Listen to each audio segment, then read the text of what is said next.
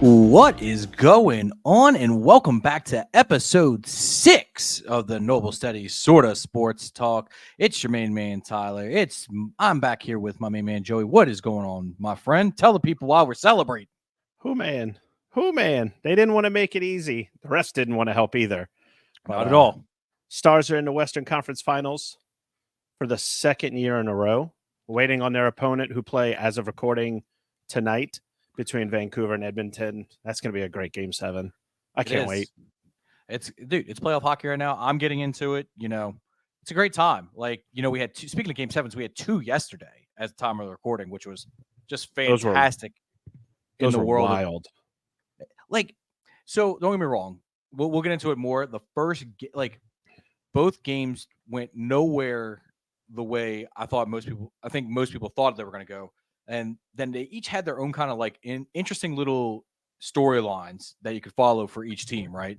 And the way the series kind of shaped up, it was great because it was a narrative through the entire series. But I won't take up too much time. We'll get to it. But gosh, is it a great time for sports? It's funny we say that. The only game tonight, there's baseball's going on, the WNBA is going on, but the only game tonight that I feel people should really pay attention to is that Vancouver-Edmonton Game 7. And that's nothing to say about the other sports that are on right now. It's the last hope for Canada to reclaim the Stanley Cup, which they haven't done in over 30 years. So basically our lifetime. I was still alive. I was alive. Well, I mean, it's dang close. I mean, okay. If you weren't in school yet, I think you can say your lifetime, okay? That's fair. I'm just a personal opinion. I don't have to follow that verbatim, but just personal opinion on that one. But man, that's wild. But it's going to be an interesting game. And plus, I think my personal opinion is you just can't beat a Game 7, right? It's just the emotion, regardless of the sport, whether it's baseball, basketball, or hockey. I mean, heck, anytime you get to sudden death or win or go home, just get your blood flowing, I'll say this, unless you are one of the teams involved, Game 7s are great. If your team is involved, it is a nightmare and a half. Oh, it's anxiety, but that's half the fun though. That's the anxiety of that's because that just shows how much you care, right? Oh, I love that feeling where edge of your seat, because that if they win, that elation is just totally worth it. I think back to not that long ago. It was the playoff bubble in 2020 for the NHL. Stars, Avs, same teams that just played in round 2. Interesting. They go into overtime. I'm on the edge of my seat. I'm freaking out. Oh my God. Every time the puck is shot, I'm like, I'm scared I'm gonna have a heart attack every time the puck is scored.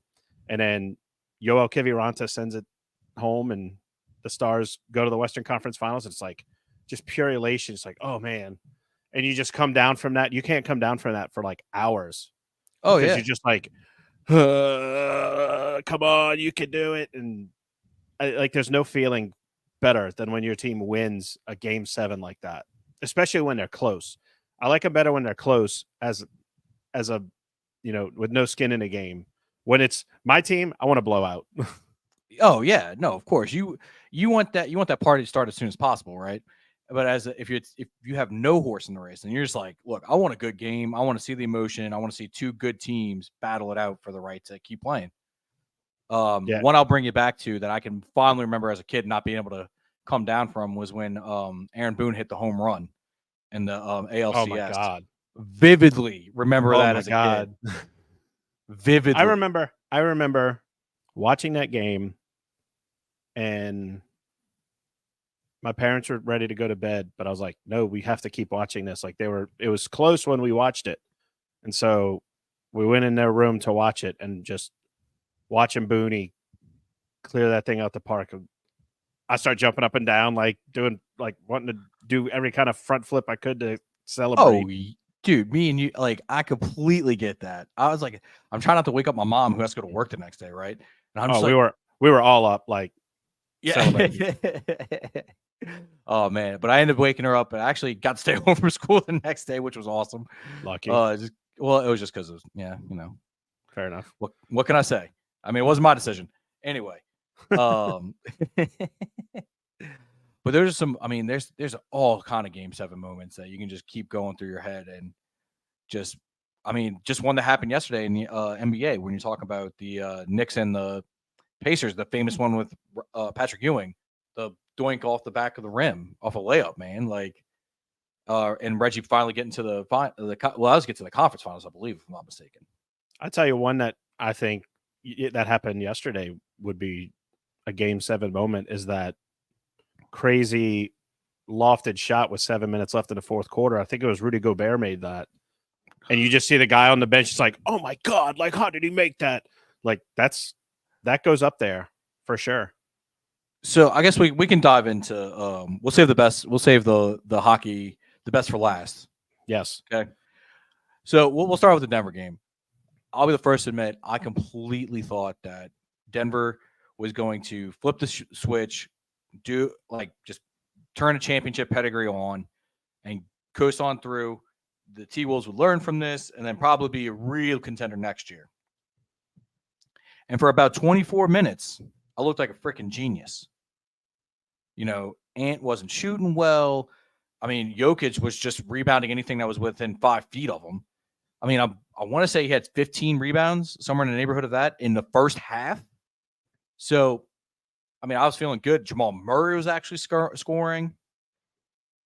And then, oh boy. You think about it, Jokic only played 46 and a half minutes in that game. Oh, only? The commentators said it many times, like he only sat for a minute.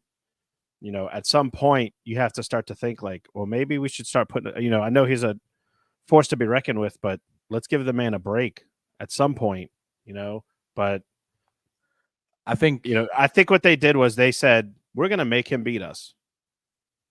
Oh yeah. That's all you can do against Denver. Make that one player beat you and then just ride that wave. Well, I mean, look, they clamped down the second half, right? Anthony Edwards, I gotta, give him kudos of all the kudos. He literally went 6 of 24 from the field that game. 6 of 24. You expect your star player, your leader, to go be much better, scoring wise. But what he did last night was kind of reminiscent of what Kobe did back in Game 7 against the Celtics.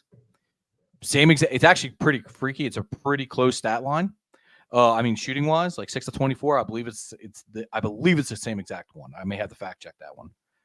But the thing is that Kobe started rebounding. Anthony Edwards decided, you know what? Okay, I'm not scoring. I'm going to make sure Jamal Murray doesn't score. Jamal Murray put up 20 plus points in the first half, got shut down for 11 in the second half. The fact that that Murray and Jokic put up dang near 70 and still, like, I mean, it wasn't a handed loss. The final score doesn't really show it, but the T-Wolves controlled that game. They just decided, look, we're going to, like you kind of said, they were like, Jokic and Murray are going to have to beat us. We're not letting Porter go off. We're not letting Caldwell Pope. We're not letting anybody else beat us. Y'all two have to outscore our 5. I tell you what, that score line reminds me of an old school. I say old school, like when we were 11, 12 years old, that style of NBA game where you struggled to get to 100. Like that was a dog. I don't want to say a really good defensive battle because, like you said, Anthony Edwards 6 from 24 from the field. Like, it's not that great of shooting, but I noticed something that you had of the 7 games, 1 game both teams scored over 100. You don't get that in the NBA. Typically, it's 125 to 118 or 133 to 106. Like, you don't get these games where it's close defensive battles. And, I love that style of NBA where it's back and forth, but it's not that style of back and forth, if you know what I mean. No, I got you. I mean, look, hats off. That's a really lot to. So 2 points here. I want to kind of circle back to with Anthony Edwards not scoring it often. I do want to give Denver credit. They were literally like, "Look, you catch the ball, we're getting 2 people on you. You are not going to score enough to beat us this game." other people are going to have to do it. So I do want to give Denver credit on that one. But the second thing is that, like you said, I mean, it's just a really good. It's refreshing to see a really good defensive series, right? Like what they did in Game 2 against this offensive juggernaut. I'm talking about the T-Wolves against the Nuggets. Mhm. What they did was absolutely insane. They shut them down. One of the best playoff defensive performances I've seen in quite a while. And then it just seems like they just flipped the switch and did that same thing in the second half, which is absolutely mind-boggling to me. Like I said before, you only had 21 points, Joey. 21 points from anybody else not named Jokic or Murray for the Nuggets. Hmm. I mean, it's a team game. Yeah. It's what I said that from the jump. Like one of the things that drives me nuts about the NBA is that it always seems like there's that one player who can make or break an entire team. Whereas if you look at, can't really compare football because you do need 11 players to work. But like Let's say hockey, baseball. okay, hockey. baseball. Oh, I say hockey because we talk a lot about it here. You have essentially 5 skill players at a time. You got the goalie, but like, it's 5-on-5 is when they talk about it, but it's technically 6-on-6. But you don't have you'll have those odd moments where like an Alexander Ovechkin, a Sidney Crosby, like that one player that will make or break the team. But you typically have like 18 other guys who need to do well in order for that team to succeed. Like you can't have a liability on your defense. You can't have a liability on your offense that's just not doing anything. It's got to be a cohesive unit. 100%. Yeah, I mean, and that's really what the T-Wolves kind of felt like. And I mean, Karl Anthony Towns, dude, where was this performance? I feel like he kind of played up to that number 1 pick. I feel like he catches a lot of heat. And, it's sometimes rightfully so. He had a really dumb 5th foul in the game. You're like, dude, what are you doing? It's Game 7. Calm down. But they brought the energy. And hats off to them. It's going to be an interesting, fun series with them and the Mavericks. And we can talk about it now. I love the matchup. I think we have another chance to go the distance in a series, and it's going to come down to health. I'm on the fence with this one. I have written in my notes right here, Mavs in 7, right? Mm-hmm. God, but we're talking so much about the freaking T-Wolves. If they play defense like they did against the Nuggets, T-Wolves they'll win. Oh man, I don't know, dude. Let me try to throw one at you. Okay. Yeah. Let me see if this will make you feel a little better. If the series does not go 7, it's the Mavs. If the series goes 7, it's the Timberwolves. I mean, I agree with that. I just think I just feel like, to me, the Mavericks have, they have the experience. To me, like, not saying that Minnesota doesn't, but I just feel like they're both relatively young, but the Mavericks have been to the Western Conference Finals before. Right. The Timberwolves are, as I try to pull up the roster here for a second, I mean, you got Anthony Edwards, you got Anthony Edwards, Conley, Rudy Gobert. Yeah. Karl Anthony Towns. Yeah. Those players haven't necessarily made it deep. I think Conley may have snuck in. I'm not saying this to contradict you. I think he, because remember, was he around for the Zach Randolph? Yeah, because he's been around for forever. I feel like he was definitely there for that, for the Zach Randolph, Marc Gasol days. Oh, you know what? You're right. I'm thinking of somebody completely different when you say Conley. No, but I just it's just something when I look at the T-Wolves, I don't see perennial powerhouse. Like, I feel like they're playing with house. I feel like they're playing with house money right now. Like Dallas, to me, you got, Luka, you got Kyrie. Those are players that are supposed to get you to the finals.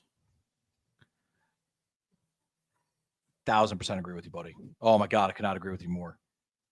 I just want Yeah. to add one thing. Uh-huh. The way Anthony Edwards talks and has been performing, and I know I threw out Kobe Bryant earlier. There's a little like edge to his game, right? There's a little like, hey, we can be friendly on the court, but just know at the end of the day, I'm coming for you. Yeah, he's got that killer mentality. Yeah, I didn't want to say that Mamba mentality. No, he's the type of player who's like, look, I got my foot on your throat. I'm not lifting off.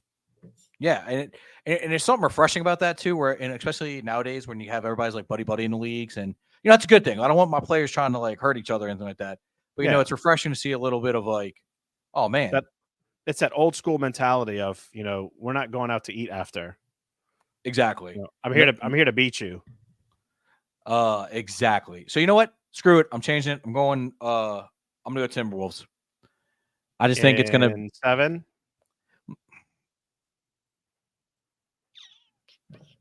Give me 6. Give you 6. Ooh. Minnesota in 6. Okay. That's on recording now, so I mean I can't really back out of it. I think here's some of my reasoning. Besides the Anthony Edwards thing, you also got the 6th man of the year. 6th man of the year. Shout out Naz Reid, man, for really stepping up last night as well. Like just like on that big stage too. I've had former LSU Tiger, 6th man of the year. But I did see, one part of the game that I did have a nice laugh at. It's like he got the ball and he was driving to the basket. And this tells you like, and this I'm really not trying to shoot at Rudy Gobert right now, but it's just I think most people agree he's better at defense instead of offense. Man, Naz Reid goes up for Rudy is wide open cutting behind him, or may have a guy close to him. Or Naz is like, you could just kind of read his mind. He doesn't have a facial expression, but I can just imagine him saying, "Oh hell no, I'm taking contested. It's a much better shot of it going in than you." But then Rudy had that crazy shot at the end, so you're just like, I don't know, but it was just funny. It was something that stuck out. You're like, man, he really did not want Rudy touching that ball. No, I can tell you one thing. I look at their season series. Minnesota owns that series 3-1 in the regular season. So that kind of makes me lean toward Minnesota. There's just something about, I don't know what it was when they eliminated, when Dallas won their series. There was just something about after the game. It just felt like this team seems like they're gonna shock people, even though they shouldn't be shocking people. This team should be really good. I think Kyrie had that huge game. Kyrie had kind of reminded people like, hey, I am that's still that dude that can be the second starter. I mean, regardless of what you think about him as a guy, he can play. He's hired to do a job, and that's play basketball, and he's pretty good at that job. And that's all we're gonna get into. I think if he can play that kind of dangerous game that he played, and Luka can lock in, there's no reason to think that Dallas can't make the finals. Oh no, not at all. And that's why I wouldn't be shocked if they did it. I'm just that Anthony Edwards, that energy, that alpha mentality. That's what I was kind of looking at. Like, he's looking at the guys on the bench. He's talking when they were down 15 at halftime. Yeah, how we haven't gotten to this part? It was the largest comeback in NBA history. They were down 15 at halftime. I'm pretty sure. I'm pretty sure at one point Denver didn't make a basket for like 5 minutes. Like it was true. It was something to watch, right? Like you watch the first few baskets go in, you're like, oh God, is this actually happening? It really just wow, this is actually happening. Okay. All right. Oh, so yeah, I got your text about, well, this game really turned around, and I'm looking, I go, how the hell did this happen? Yeah, how did they give this away? And like the funny thing is though, I literally nearly sent something like in the first half being like, man, Nuggets doing Nuggets things to the group chat. And I was like, nah, I'm gonna hold off. Denver sports doing Denver sports things. Ooh, subtle shot for later. I love it. I love it. I love it. I love it. So let's keep this train going. How many games you got Dallas in, buddy? In the Western Conference. No, I'm sorry. For NBA. For basketball? Yes. I'll stick with what I said. If it doesn't go 7, it's going to be Dallas. If it goes 7, it's going to be Minnesota.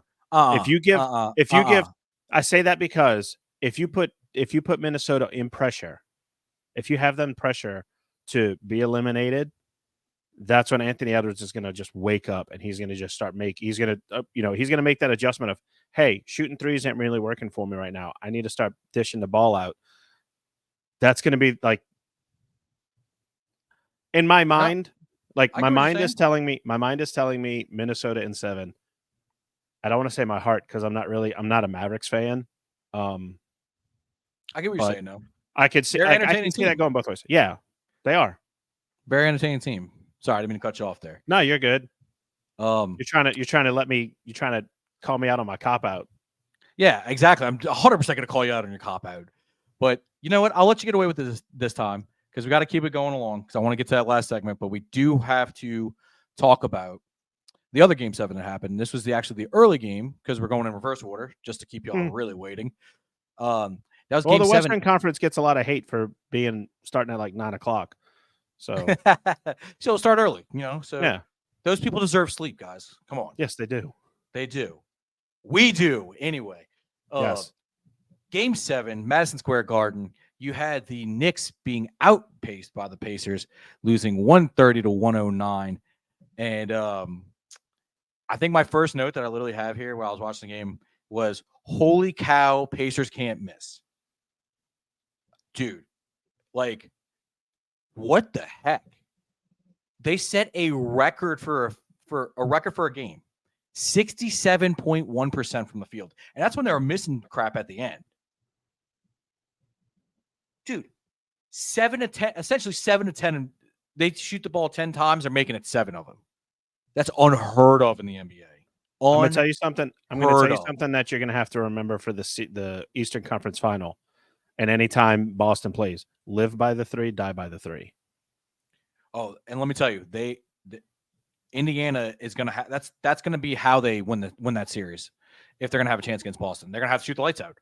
Literally, they have to hope. They have to hope that Boston sits there and keeps trying to shoot threes when they're missing, because, like I said, live by the 3, die by the 3.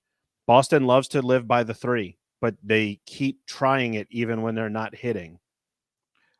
Dude, speaking so just taking these two teams example, and we're going to get back to the Knicks because I do want to give them their flowers, right? Mm-hmm. And dude, are we going to have probably the highest scoring games in playoff history or close to them? Because I feel like these are going to be track meets. They're going to be. Like, it's going to be fun to watch if you're a fan of offense. And but my goodness, I do want to shout out Halliburton. Absolutely came to play. And playoff record 67.1 from the field. Yes. Halliburton. Yes. And what I want to say, actually, I want to shout out that, and I want to shout out the sweatshirt after the game. Did you happen to see that? I missed it. Oh, technical difficulties over here, everybody. I'm going to move this mic so I can say it. Down. Oh, yeah, I did see that. I did. Oh, man. Between that, I'm going to reference that, the old rivalry. Between that and Spike Lee looking like he enjoyed a big old fat blunt before he got on with Stephen A. Smith, wearing a bucket hat that had weed flowers on the bottom of it. So, that was really fun to watch because he wasn't on this planet, it looked like. But Stephen A. Smith was giving his pep talk to the Knicks. What?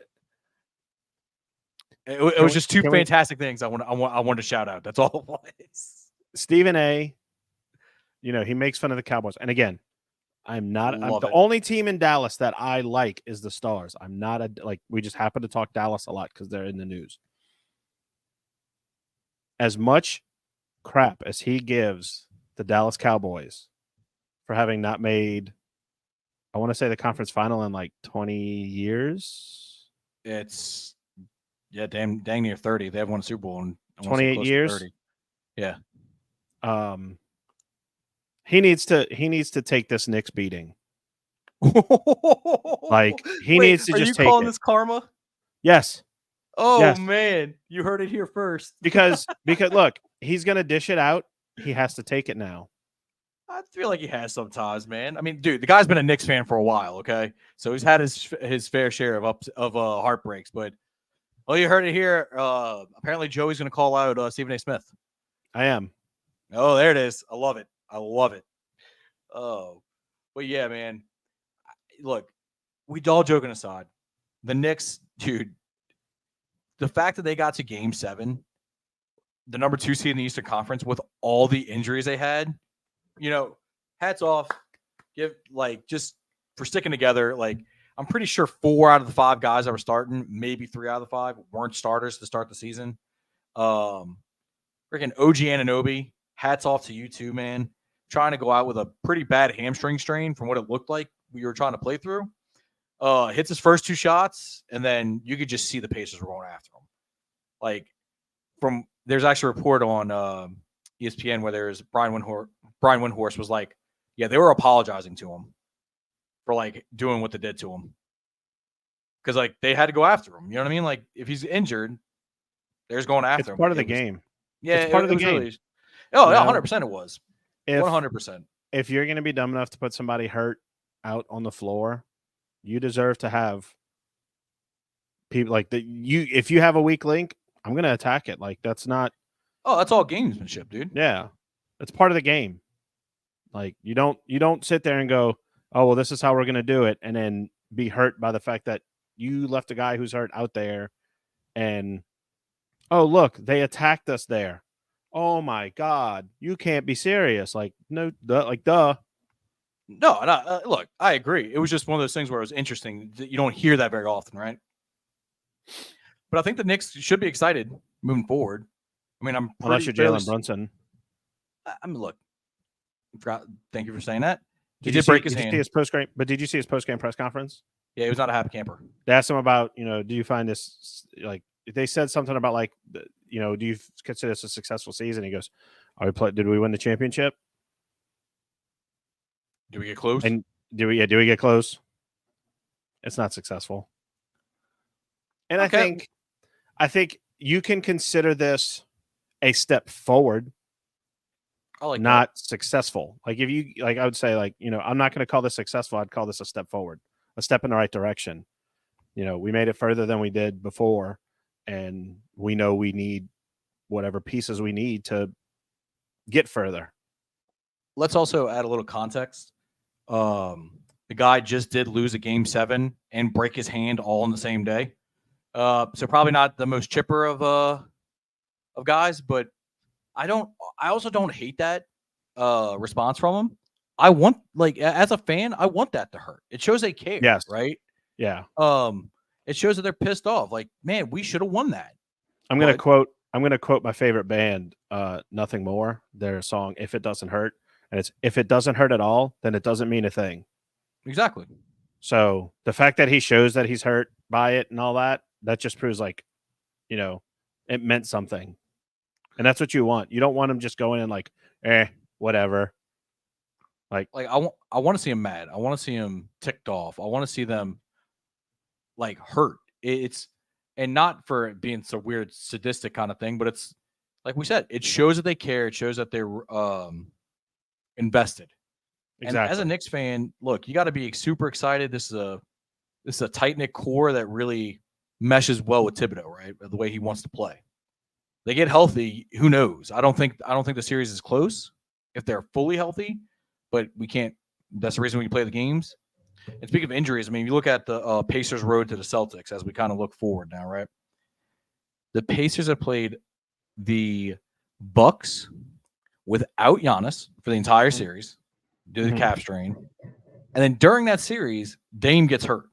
So they're essentially playing against Chris Middleton and Brook Lopez, which, don't get me wrong, 2 very good players, but they're not the stars. They're the supporting cast. Yeah. So they got that round 1. Round 2, OG Anunoby goes out game 2. After putting up 28 points, he gets hurt in the third quarter.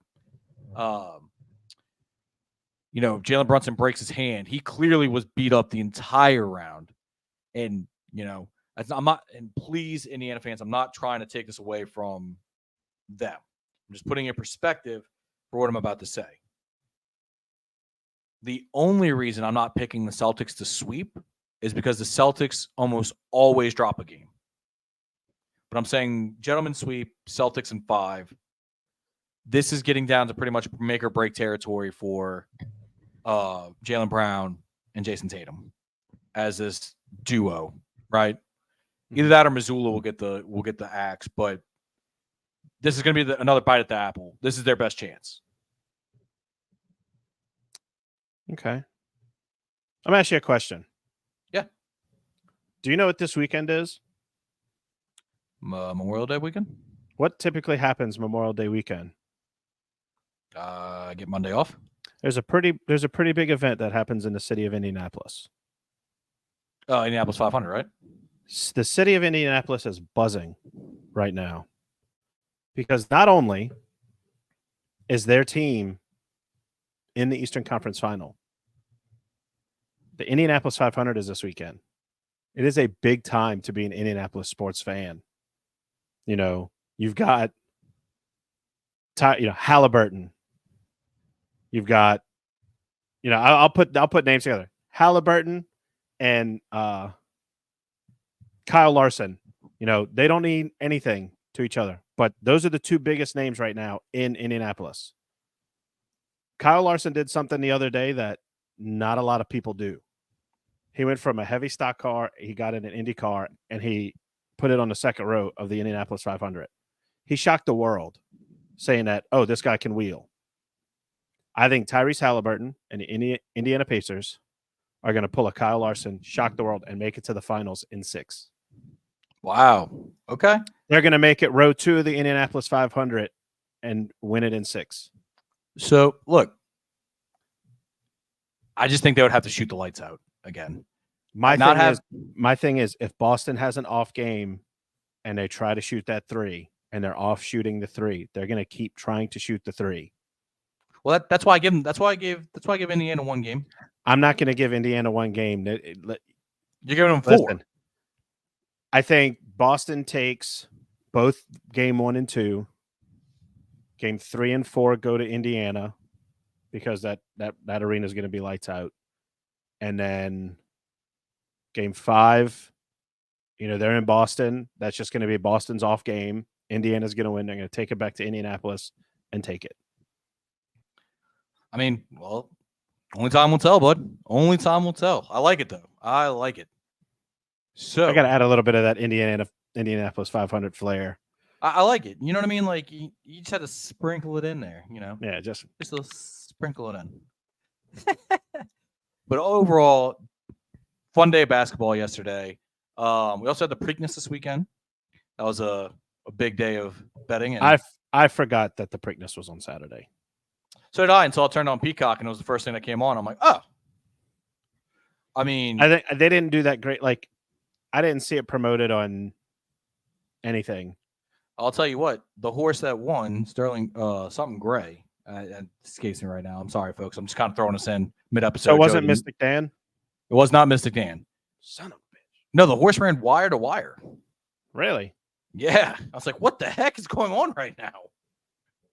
Typically, you like to see the Kentucky Derby winner kind of make a deep run, but it makes it interesting because you get the intrigue of a Triple Crown, of course. So yeah. But which is funny that like for a few years they're like, oh man, is there ever going to be another Triple Crown winner? And it feels like there was like 3 within like 6 years. We had a bunch contending. I don't know about actually winning. There was a bunch of them contending, but I think like 2 or 3 of them won it outright. I can't remember the names of the horses. Let's double check it real quick.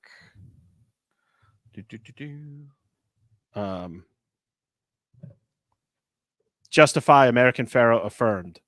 That's what it was. Okay. Thank you. Yeah, I'm like, I know that's been recent. Okay. Well, Affirmed's really not Affirmed was 1978. So Affirmed was the last one. They kept bringing him up. But then it was American Pharoah in 2015 and then Justify in 2018. About the same trainer, no less. Fun fact. Yes. Oh my goodness. Affirmed. Man, it had to be super. I don't know why I thought. I don't know why I thought. I think it's just because so many years you watch the Triple Crown or you watch the Belmont, and they're like, "Oh, we've had two wins so far. Affirmed was the last one," and it kept bringing it up. It kept bringing it up. Which Back horse when was the it? Not to bring up a sad moment, but which horse was it that don't I know what you're gonna go. Are we really gonna go here? I'm trying to remember. I have It was no the idea horse what the that horse. he was on his way to win the Triple Crown and he broke his leg. Was that Big I've Brown?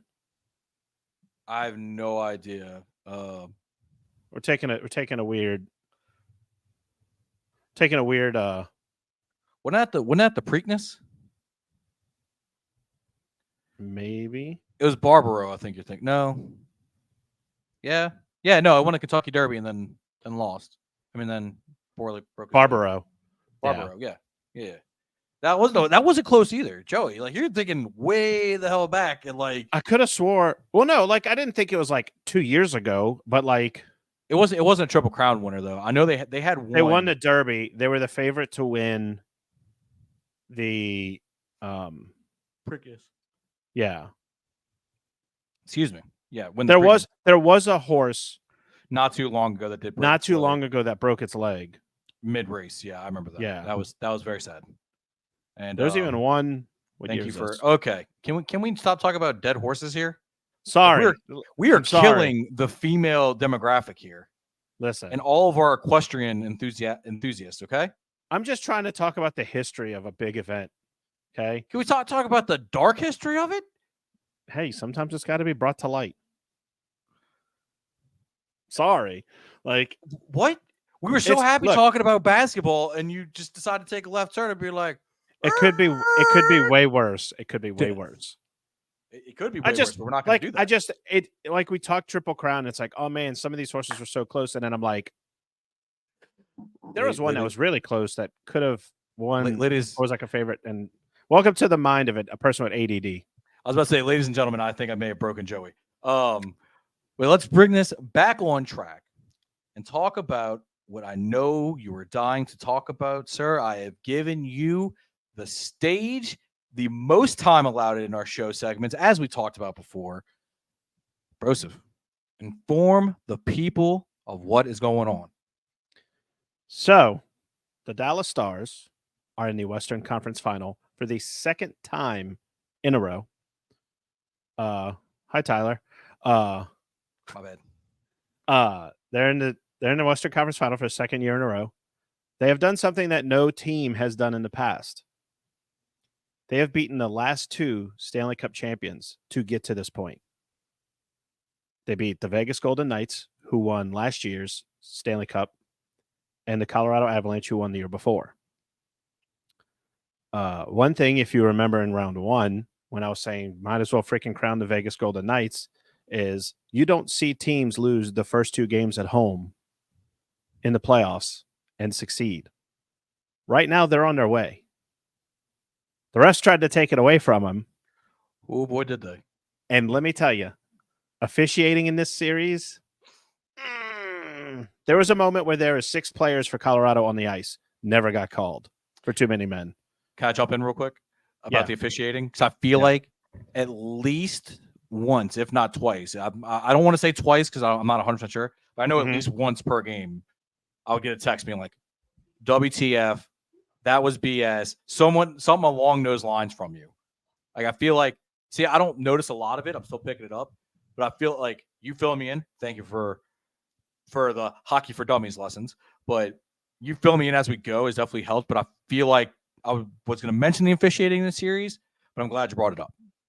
Like that goal that was disallowed by the refs for Mason Marchment, I heard the explanation and I was dumbfounded when I heard it. They said, his ass was in the zone over the line, his feet were out, but that makes no sense.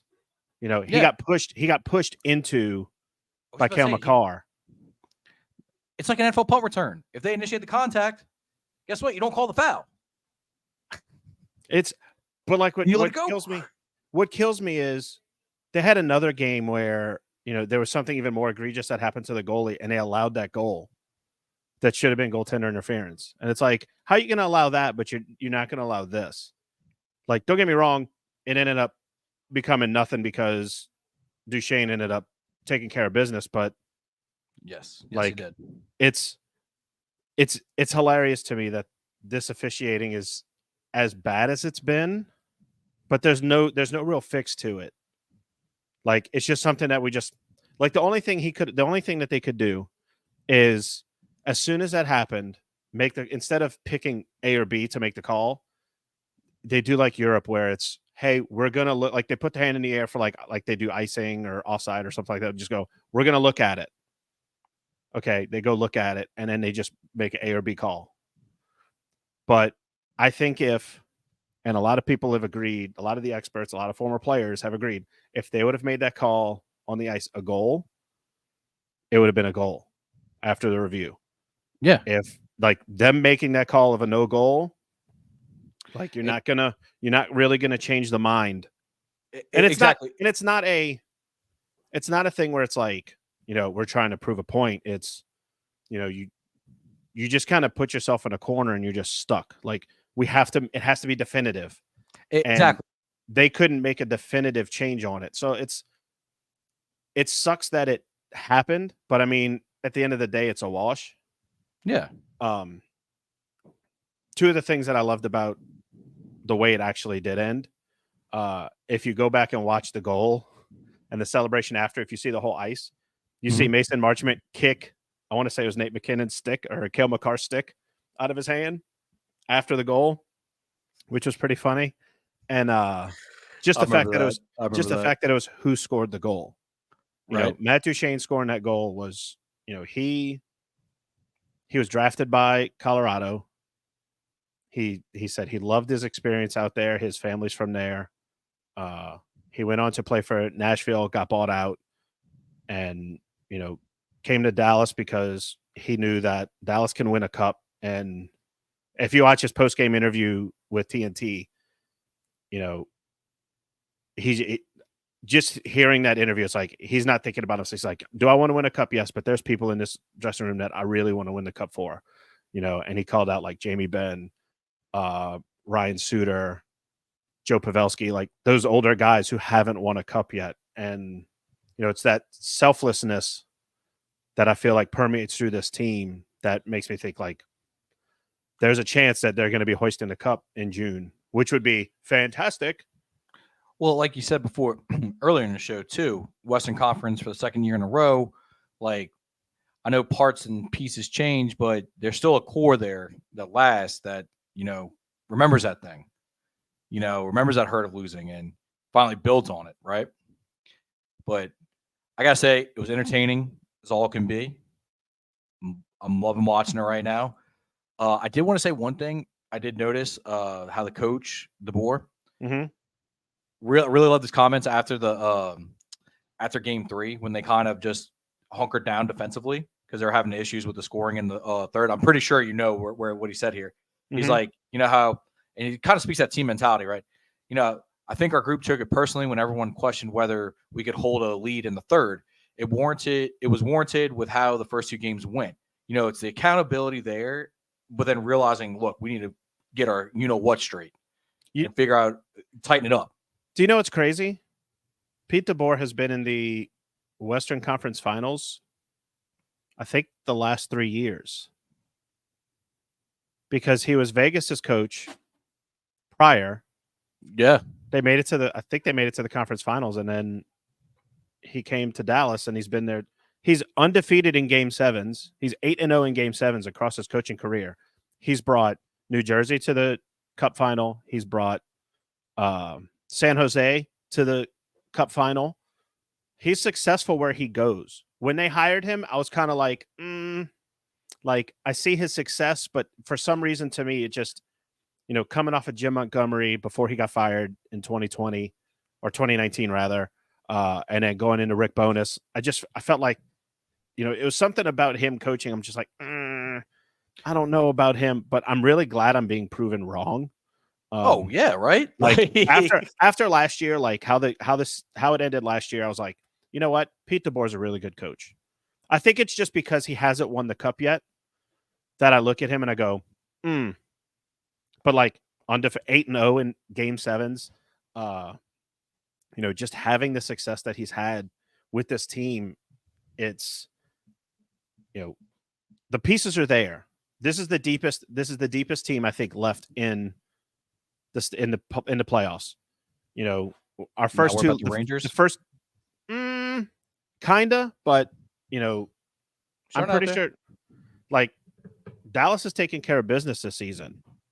I'll take a quick look at the full schedule just to see. I don't want the playoffs, but in the regular season, we're down to both Colorado and to Vegas. But look what we did. Look what they did. They took care of business. No, I don't disagree with you. I'm just asking the questions, the hard questions, Joey. No, it's fair. It's fair questions. It's So I want to circle back real quick. With the coaching hire, right? Just so we can get a little dive in your mind a little bit here. And just heads up, it's a even series in the regular season. It's 1-1 in the regular season. Okay. Yeah, between Vegas and not Vegas, between Dallas and New York. That's my two picks. Not that I'm looking ahead. I'm just possible opponents like. Anyway, on the coaching hire, do you think it was more of along the lines of kind of like a retread that you weren't a fan of since he hasn't won the cup, or was it more along the lines of, well, I guess I should say more of a retread, like, okay, we're just getting another veteran coach, he's going to do it his way, blah, blah, blah. Maybe we need some young blood, or was it along the lines of, man, he hasn't won a cup, I want somebody that has that proven experience? It was more like I wanted somebody that has proven themselves. I wanted somebody which again, when I watch hockey, I don't really I have to listen to a few opinions from people who know the game to really truly gauge an opinion. When I first heard the hire, I was like, when I listened to a couple interviews, I'm like, okay, I can get behind this. Yeah. Having seen the results, it's night and day difference from when he first got hired. So I think I just process. Yeah, I think I just look at him and it's just like he just seems kind of like when you see him on the bench and he doesn't get fired up. I like guys that get fired up. Like the Florida Panthers coach. He said in a press conference, my guys just needed some vulgarity. And so they needed some swearing, and that's what I gave them. Or they needed some profanity in their life, so I gave it to them. I need that. That's what I look for in a coach. And like blood, like that one vein popping out of the head, like when he's screaming at the referee, like, "You're a fucking idiot! Like, what is wrong with you?" And then the ref giving it back to him, like, "Hey, fuck you!" Like, that's what I. Trust me, your voice changed octaves a little bit. I'm just letting you know. Like, you're like, yeah, fuck you, ref. You're just like, fuck you. Yeah, but I mean, but that's what I want in a coach, is someone who's fired up and has that passion. Not saying that Pete DeBoer doesn't have passion. Wow. But it's I'm passionate over here. No, I'm just saying, when you watch him, he just kind of looks like he's laid back. Yeah, and maybe that's what Dallas needs. Plus, could be. I'll be honest. Look at the players that Dallas has that they have drafted: Mira Heiskanen, Jake Ottinger, Logan Stankoven, Wyatt Johnston. This team has been built from the ground up. Jamie Benz was drafted there back in 2008, 2009. Tyler Seguin, Joe Pavelski are kind of and Ryan Suter are kind of the senior guys that have come from other teams. Matt Duchene's come from another team. Craig Smith, Sam Steele. You got your pieces, but the core of this Stars team is built from the draft. And it's something that I look at and it's just like, bravo, Jim Nill. He built this team to be successful and to be successful for a long time. There's a lot of guys that are still down in the AHL in Cedar Park that, they haven't made the full run in Dallas, but, AHL MVP, Maverick Bourque, he's coming. Yeah. Logan Stankoven was, I want to say, the rookie of the year this year. He's on the Stars roster. So it's going to be an exciting time to be a Stars fan for the next few years. I was about to say, you got a foundation, and I can kind of allude it to and tell me if I'm wrong here because we're both Saints fans. Kind of like when we hit the 2017 draft, right? After that first year, got Marshawn Lattimore, Ramczyk, Kamara, Marcus Williams for a little bit. Like we're like, holy crap, we got some dudes on this team for right now. Yeah, you got that youth. You got that that shot in the arm that lit it up. The next chapter Because, almost. Yeah, because I mean, in 20, I want to say it was 2019 or 2018. It was 2018, 2019 season. The owner of the Stars, Tom Gallardi, kind of lit a fire underneath Tyler Seguin and Jamie Benn because they weren't producing, but they were the two players getting paid. He's like, my Stars need to perform. Like, this is ridiculous that we pay you this money. That's wild. But something clicked. As soon as he did that, something clicked, and it just turned the season around. And they made it to the second round against the Blues. Granted, they got eliminated, but that was the eventual Stanley Cup champion. The next year, it's a little bit of the same where you kind of stumble out the blocks, you pick it up, coach gets fired. So it's like, oh, okay, so now we got to figure this out. You go to the Winter Classic, you have a hot January, you get to March, COVID shuts it down. Then you get your players to rest, you get to the bubble, you get to the Stanley Cup final in the bubble. Granted, Tyler Seguin was like held together with duct tape and bubble gum. Yeah, right. He needed hip surgery. He needed something else operated on. Like, he fully came back. I want to say last year was like his first year where he's like, okay, I'm better. And I think this year is like his first full clean bill of health. We're not being held together by duct tape and freaking paper clips, dude. Yeah, like he's healed up. Tyler Seguin is doing Tyler Seguin things. So it's, this team has it gives you every reason to think that this team's going to lift the cup in June. The only team I'm worried about other than them is maybe Florida. Okay. New York kind of worries me a little bit, but Florida worries me the most. Is it a matchup thing or more of a stylistic kind of play? I think it's just there. If you watch a game in Florida and they win, they throw rats on, like little rubber rats on the ice. It's just a team full of like rats, not like in a bad way. Like they fight tooth and nail. Okay. They're physical. They play a physical brand of hockey that is almost unmatched in the NHL. Plus, they're coming off a year that they just lost in the Stanley Cup final to Vegas. So they're a dangerous team. Okay, that's fair enough. I mean, you gotta think the Rangers aren't no joke either. So it's going to be anybody coming out the East is going to be a very formidable opponent. But I cannot look past the two teams that are about to play in Game 7 in Canada, Vancouver and Edmonton. Vancouver has figured it out. Their coach has got them going in the right direction. Edmonton with Connor McDavid, eventually he's going to win a cup. It's just not this year. I'm hoping not this year. I'm hoping it's going to be Dallas. But he's due for a cup. He's due for a run. Yeah, just not this year. It's fine. It's fine, Joey. You got to keep the faith, brother. So y'all don't see the text message we get, and I'm new to the fandom. Doing He's it. Learning. I'm learning. The amount, and I can appreciate the amount of anxiety and the amount of passion that you have for this, bro. And that's why I always tell you when you're like, I don't know, blah, blah, blah. I'm like, dude, you gotta keep the faith. If I ever say I don't know, it's not from a place of doubt. It's from a place of hockey. Hockey is just so unpredictable. Oh, I get it. It's just, you hit your time where you're hot, and then you hit your time where you're not. And hot or not. Exactly. Like, that's all it is. That's legit what it is. And then sometimes you can have a great day and it's just the wheels fall off, or they're just that much better than you. So, well, in all honesty, like, Rick Tocchet has the Canucks playing some of their best hockey. I was just about to ask you who you got tonight.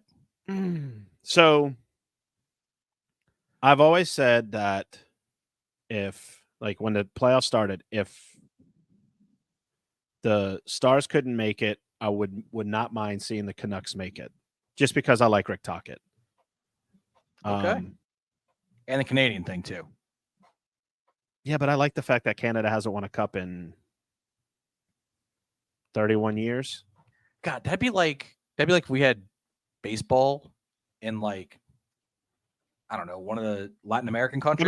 Imagine like Canada had multiple teams and Mexico had multiple teams in Major League Baseball, and the United States didn't win in 30 years.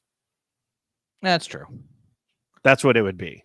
I only say, Mexico and Canada because it's like there are some places in Canada that play baseball. There are some places in Mexico that play baseball. There are some places in the United States that obviously play hockey. The original 6, Detroit was one of them. Boston was one of them. Yeah, that's right. Chicago was one of them. So you got, there's pockets of hockey here in the States. It's just that's true. That's probably a better example than Joey. Yeah. So but honestly, like Vancouver plays kind of that physical. It's tough. Here. It's tough. Like it can go either way, brother. I think if I had to pick, I was going to let you sit on the fence. I was going to let you sit on this fence. I'm just going to ride it out. That's all I can do. So you're going Canucks, right? Vancouver. Yeah, that's what I was thinking. Let me look at the season series between Vancouver. Let me just look at the season series because I just want to see. Like, I'm curious. Well, while you're doing that, just want to say it's a freaking amazing time right now. I got hockey, got baseball, got the NBA playoffs. We're gonna, which all pretty much culminating. Well, not baseball, but hockey and basketball in June. Then we get the Olympics, and then we're back to football. Track and field, U.S. track trials are in June. Yeah, so we're gonna be we got some stuff to talk about, bud. We'll have some stuff to talk about coming up. By the way, just to let you know, Dallas owns both regular season series 2-1. Oh, nice. That's what I like to hear. It makes me nervous. Oh no, dude! It shows that they know how to beat them, right? Yeah, but I will say this. The regular season is way different. I also forgot to mention a player that the Stars picked up in free agency. Go ahead. That I feel that I should feel terrible for not mentioning. Chris Tanev. How dare you? How dare you? There was a stat that was very wild. First off, Chris Tanev is a tough dude because he got popped in the mouth. I want to say it was game 2, and his tooth went through his lip. So he had to go to the dressing room, have it pulled out, and get stitches. I think they pulled the tooth also, and he was back on the bench. Yeah, that was a pretty gnarly picture you sent me. Yeah, like it's nuts. But I want to pull up this stat about Tanev, which in my mind could put him in the consideration for the Conn Smythe, which for those who don't know, the Conn Smythe is the Stanley Cup playoff MVP, and it's a very important trophy to win, obviously. Let's see. I'm going to find this stat. It was basically talking about how Chris Tanev went up against the two best players on Vegas and Colorado. Wow, Colorado. I can't believe I forgot their name. I was like, and it was like he shut them down. He shut them down, and the Stars outscored both teams. Oh, damn. And it's like, that's unheard of. I mean, some people just unheard of, but like, we're missing out on this player being that damn good. No, he's an X factor, but it doesn't show in the scores box. Right. Trying to see that stat. I can't. He's doing the dirty work, is what you're saying. Yeah, pretty much. So one more shot to find this. We'll give him one more shot, one opportunity. I did see the stat though that crap, where did it go? Days since the last conference final appearance or LCS appearance for teams in Dallas. The Mavs and the Stars have 0. the Texas Rangers because it was so long ago, 209. Yeah. And the Dallas Cowboys, 10,352. Let's keep that number growing. Right? Because forget the Cowboys. But anyway. Yeah, Chris Tanev got hit in the face at the beginning of Game 5. Stars coach Pete DeBoer told me Tanev had at least one tooth pulled before getting back out there. Warrior. He only has a few teeth. Not sure how many he has left. It's all right. He'll get some new ones, and then he had to dude, that's got to be some adrenaline pumping through your system where you're just like, just pull it. I'm good. That's hockey players. Hockey players are crazy. Like, well, to think about it, to throw yourself full bore into the boards against somebody, yeah, you have to be a little nuts. I found the stat. Okay. Chris Tanev in round 1 had 46 minutes and 34 seconds against Jack Eichel at 5v5, so full strength time. The Stars outscored Vegas 3-0. Damn. In round 2, he went up against Nate McKinnon for 68 minutes and 43 seconds, 5v5. The Stars outscored the Avs 3-1. Jeez, so that's tangible. He is shutting players down. So, in all reality, bring on McDavid. Bring on Quinn Hughes. Like, I love it. Like, it's say it, Joey. When you have a guy like Chris Tanev, it don't matter. There it is. That's what I wanted to hear. I want to hear that confidence. It don't matter. We're gonna ride this train all the way to the top. But I can be nervous, damn it. You can be nervous. But I want that nervous confidence. If you're not nervous, you don't have feeling. Dude, it just shows how much you care, buddy. Like we said earlier, right? But I think this is a good spot. I want them to win the Stanley Cup with me and as an adult, not like 9. Well, look, we're going to keep on enjoying this, Rob. We're going to keep on watching it. And you know what, ladies and gentlemen? We're going to keep you informed about it because we're going to keep on recording and keep on bringing shows. Joe, what do you want to leave our people with tonight? Enjoy hockey. Watch more hockey. It's a fun sport. It is. If I could get Tyler to like hockey, I could get anybody to like hockey. That's a fact. That's a fact. Well, until next time, ladies and gentlemen, keep it classy. And we'll have some surprises going into future episodes. We'll be back. Later. Peace.